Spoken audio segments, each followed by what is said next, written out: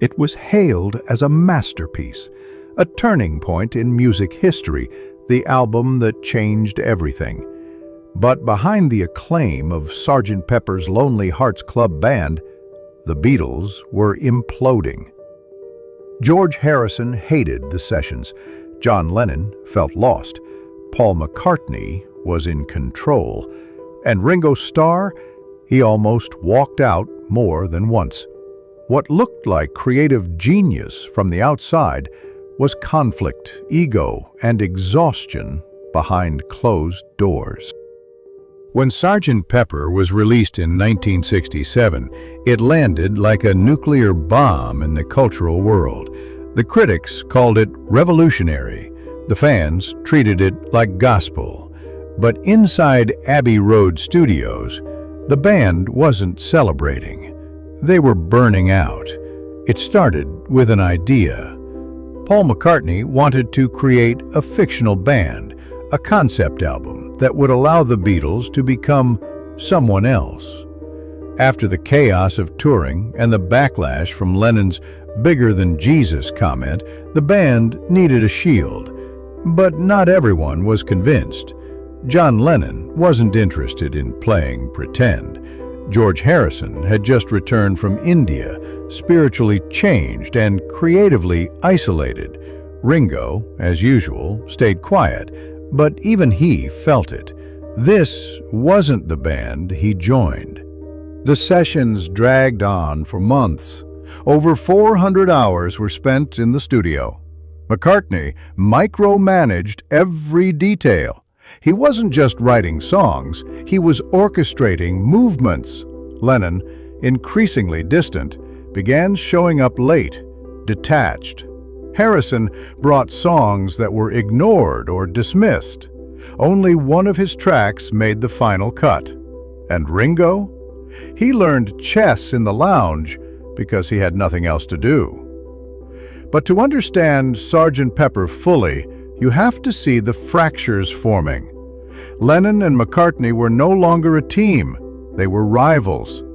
Paul's vision dominated the album. John's contributions felt scattered. A Day in the Life was a rare moment of synergy, but even that track was stitched together from two separate songs. Outside the studio, the pressure was mounting. The media expected a miracle. Their manager, Brian Epstein, was losing control, emotionally and physically. Drugs were everywhere. LSD was no longer a secret. It was part of the creative process, but also part of the breakdown. At one point, Harrison walked out in frustration. He saw the whole project as pointless. He wanted to bring in Indian instruments, Eastern ideas. Paul wasn't interested. Even Lennon mocked it. George was being sidelined by a machine he no longer believed in. Then came the orchestral session for A Day in the Life. A full 40-piece orchestra brought in, wearing tuxedos and funny hats, Paul's idea. It was spectacle, but for many it was indulgence. Lennon watched from the side, eyes glazed, wondering what it all meant anymore. When the album was finished, they celebrated in public, but privately, things were different. Epstein was gone, just months later, dead from an overdose. Without him, they were leaderless. The illusion of unity was shattered. Sgt. Pepper wasn't just the band's peak, it was also the beginning of the end. Paul McCartney had become the unofficial leader of the band, not because he was chosen, but because no one else stepped up. After Epstein's gradual withdrawal and eventual death, Paul filled the vacuum. His obsession with perfection, arrangement, and concept direction became overwhelming. He wasn't just writing bass lines anymore, he was dictating drum parts, harmonies, even telling George Martin how to handle the orchestration. For Paul, Sgt. Pepper was a vision. For the others, it was a prison. John Lennon, once the heart of the band's edge and rebellion, was becoming more passive in the studio. He was retreating into drugs, particularly LSD, and losing interest in structured sessions. His contributions to Sgt. Pepper lacked the urgency of earlier albums.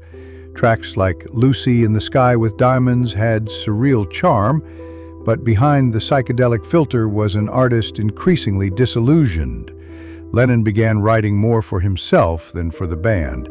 When his ideas didn't align with Paul's concept, they were either reshaped or discarded. The partnership that once drove their greatest works now operated on parallel tracks. George Harrison felt it worst.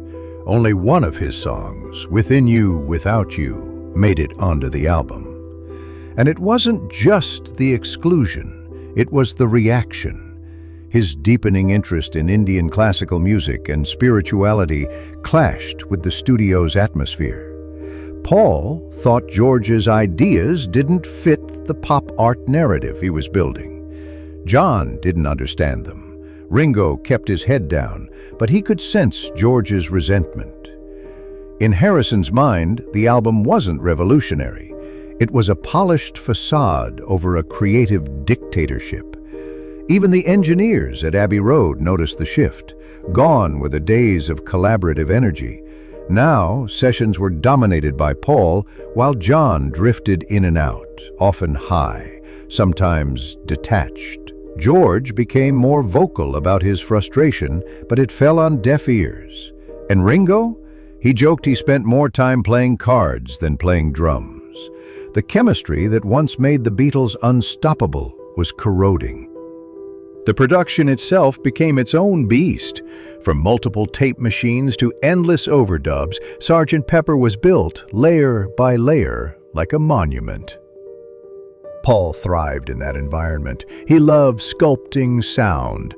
But not everyone shared his enthusiasm. The endless retakes, experiments, and studio hours exhausted the others. By the time they reached the final mixes, the energy was gone. They weren't a band, they were four individuals orbiting the same project, rarely aligning. Publicly, Sgt. Pepper was a phenomenon, but in private, it was a breaking point. The success created even more pressure. What could top this? How could they go further? No one had answers. The fans wanted more. The media wanted revolution. But inside the Beatles, there was only silence. Not peace, just fatigue. Paul tried to rally the group afterward. He pushed for new ideas, films, projects, but the momentum was gone. John had grown tired of the performance. George was spiritually elsewhere, and Ringo was simply stuck in the middle. Sgt. Pepper hadn't united the band. It had exposed how far apart they'd grown. They were no longer the Beatles in the way the world imagined them. They were four different men, each moving in his own direction. By mid-1967, the external image of the Beatles had never been more carefully curated. The mustaches, the colorful uniforms, the surreal press conferences. It was a smokescreen. Internally, the band was barely speaking in complete sentences. Communication had reduced to passive-aggressive remarks, avoidance, and silence. John, increasingly isolated from the others, began bringing Yoko Ono into his creative space. It started subtly. She'd leave notes or ideas, but soon she was physically present in sessions. This wasn't during the White Album yet, but the seeds were being planted. Paul, who believed the studio was sacred ground for the band only, was visibly annoyed. George didn't even bother to hide his disdain. No one addressed it directly, but tension thickened every time she appeared. And yet, in the middle of all this dysfunction, they were still producing music that critics would call timeless. That irony wasn't lost on them. Paul once described the studio as a battlefield, and it was, but it was also the only place they still felt useful. That contradiction defined Sgt. Pepper, a masterwork built from splintered relationships. Ringo had perhaps the clearest view of what was happening. He wasn't caught in the songwriting battles. He wasn't interested in leading. He played his parts, offered the occasional joke, and quietly watched the band fall apart. Behind closed doors, he admitted that Sgt. Pepper made him feel like an outsider. He respected the music, but didn't feel a part of it. The drums were often planned out by Paul or edited by engineers afterward. It wasn't collaboration, it was instruction. For all its artistic ambition, Sgt. Pepper became a symbol of the Beatles' decline as a true band. The more elaborate the production, the less they needed each other. Session musicians, string players, engineers, these people became the glue holding it together. Not Lennon and McCartney, not Harrison, and certainly not Ringo. Critics hailed the album as a cultural turning point. Rolling Stone called it revolutionary. Time magazine said it was the defining work of the generation. But none of that mattered to the people who made it. The praise only deepened the cracks. Because with every award and headline came the same question: what's next? And for once, none of them had an answer. George Martin, their trusted producer, saw the change more clearly than anyone. He later admitted that Sgt. Pepper was the last album where he felt truly in control. After that, the band stopped listening. They stopped cooperating. They stopped being the Beatles in spirit. Back in the studio, the pressure to top themselves had reached absurd levels. Every sound had to be new. Every track had to sound like nothing they'd done before. The fun was gone, replaced by obligation, ego, and paranoia. Paul micromanaged every detail. John disappeared for days. George barely contributed, and Ringo just waited for instructions. There were no fights, but that was worse. There was just apathy. The world was watching four legends slowly fall apart in real time. But because the music was so polished, so experimental, no one outside saw the collapse happening underneath. It was only later, years later, when the band finally admitted it. Sgt. Pepper was the beginning of the end, not because of the music, but because of everything else. The irony was brutal. Sgt. Pepper was being hailed as their greatest triumph, but it left the band emotionally bankrupt. They couldn't celebrate it together. There was no victory lap, no shared pride. Instead, there was a sense of quiet exhaustion. Paul, obsessed with perfection, had carried the weight, but even he couldn't deny what had been lost along the way: unity, spontaneity, joy. George felt it most deeply. He had tried to introduce Indian instruments, deeper spiritual influences, and lyrical ideas that reached far beyond rock and roll, but every time he was met with indifference or polite rejection. Within You, Without You made it onto the album, but not without condescension. To him, it wasn't an artistic inclusion. It was a token gesture, a pat on the head from the Lennon-McCartney machine. John, meanwhile, was barely present, physically or creatively. He resented how Sgt. Pepper became Paul's project. He would later mock the album, calling it a waste of time. But during those months in the studio, he was unraveling. LSD had changed him. Fame had calcified him.